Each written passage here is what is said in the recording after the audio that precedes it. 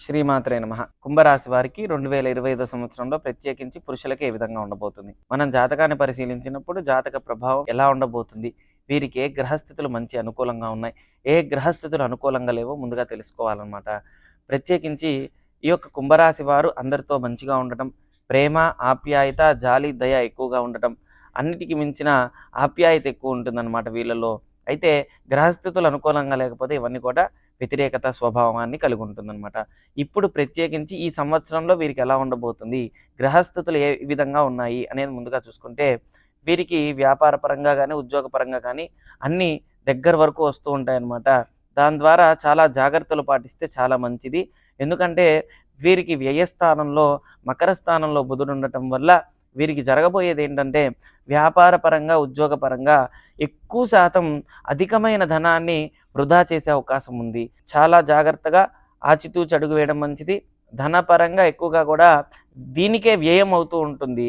ఒకవేళ వీరికి ఇబ్బందికరంగా వీరికి ఆరోగ్య సమస్యలొస్తే ఉదర సంబంధమైన ప్రభావం చేత ఎక్కువగా కూడా ధనం అనేది ఖర్చు అవుతూ ఉంటుందన్నమాట. అంటే గ్యాస్ ప్రాబ్లమ్ రావడం, తిన్నదరక్కపోవడం ఇలాంటివి ఎక్కువగా కూడా గ్యాస్‌కి సంబంధించిన ప్రాబ్లమ్స్ ఎక్కువగా ఉండి, దాని ద్వారా డబ్బులు అనవసరమైన ఖర్చులు ఎక్కువగా అవుతూ ఉంటాయన్నమాట. ఇవన్నీ కూడా జరిగే అవకాశం ఉంది.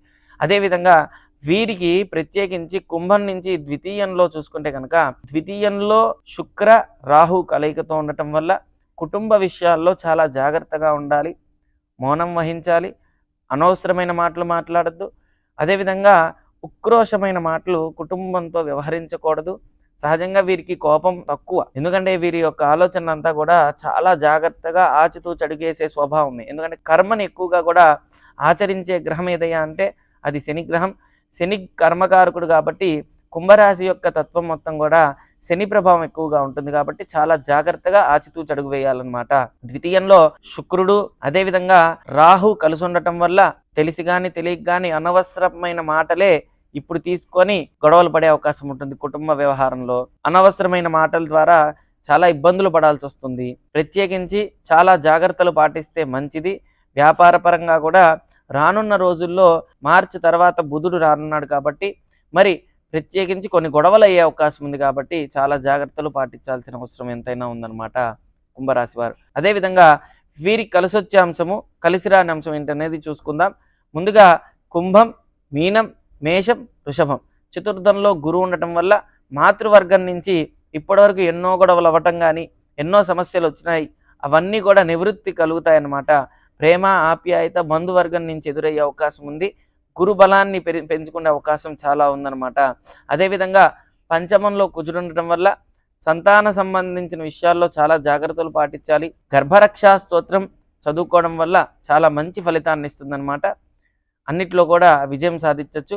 పురుషులకి ప్రత్యేకించి ఆరోగ్య సంబంధించిన విషయంలోనే ఉదర సంబంధమైన ఇబ్బందులు కలిగే అవకాశం ఉందన్నమాట. గ్యాస్కి సంబంధించింది కాబట్టి రక్త సంబంధమైన ఇబ్బందులు ఇలాంటివి ఎక్కువగా వచ్చే అవకాశం ఉంది. బ్లడ్‌లో ఇన్ఫెక్షన్ అవ్వడం, తిన్నది అరక్కపోవడం, బ్లడ్‌లో పాయిజన్ అవ్వడం ఇలాంటివన్నీ కూడా ఉంటాయి. కానీ చాలా జాగ్రత్తగా ఆచితూచి అడుగేస్తే మంచిదన్నమాట.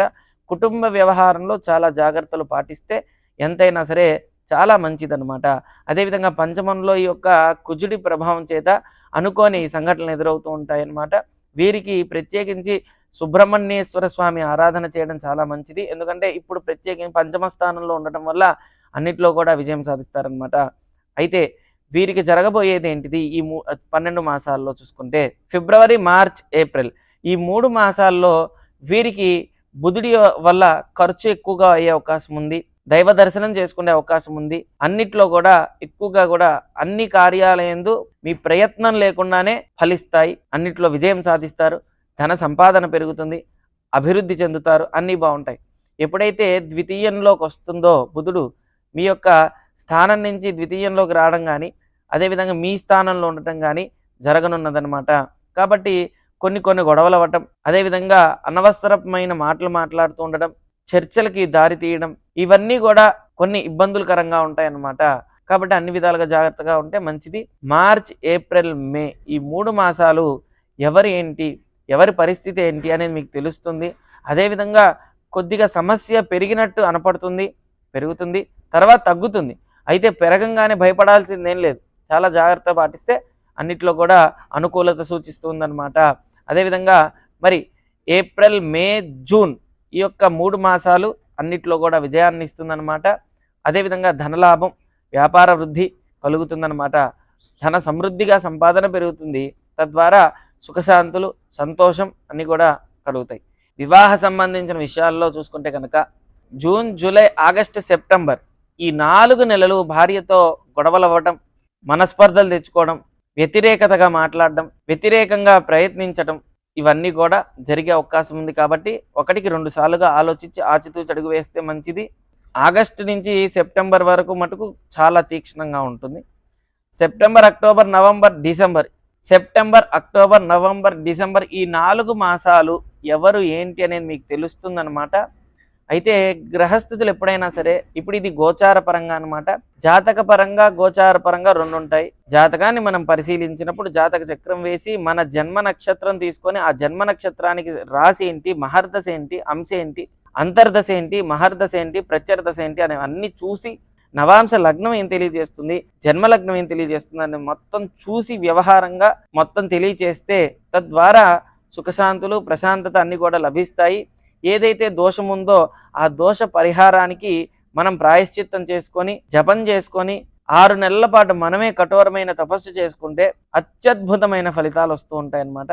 అన్నిట్లో కూడా విజయం సాధించవచ్చు. కాబట్టి దయచేసి ఎవరైనా సరే ముందు జాతకాన్ని, మన జాతకం ఏంటి, జాతక స్థితి ఏంటి, గ్రహాలు ఏం తెలియజేస్తున్నాయి, గ్రహ ప్రభావాలు ఏ విధంగా ఉన్నాయి అన్నీ తెలుసుకొని ఆచరిస్తే అత్యద్భుతమైన ఫలితం వస్తుందన్నమాట. ఒకవేళ మీకు తెలుసుకోవాలనుకుంటే మీకు ఖచ్చితంగా ఈ యొక్క నెంబర్కి కాంటాక్ట్ అవ్వండి. మీకు అన్ని విధాలుగా కూడా జాతక పరంగా గ్రహదోషమా, పితృదోషమా, మాతృదోషమా, పితృశాపమా, మాతృశాపమా, లేదంటే అసలు ఇవేం లేకుండా స్త్రీ శాపమా, అన్ని రకాలుగా కూడా పరిశీలించి అన్ని విధాలుగా కూడా చూసి మీకు వివరణ ఇవ్వటం జరుగుతుందన్నమాట. అదేవిధంగా అన్నిటికీ కూడా మంచి యోగదాయకుడు కుంభరాశికి శని కాబట్టి, శనికి అధిష్టాన దేవత ఆంజనేయ స్వామి కాబట్టి ఆంజనేయ స్వామికి సంబంధించింది ఆరాధన చేయండి, అర్చన చేయండి, అన్నింటిలో కూడా విజయం సాధించండి. ఓం శ్రీ దత్తాయ నమః, ఓం శ్రీ దత్తాత్రేయాయ నమః.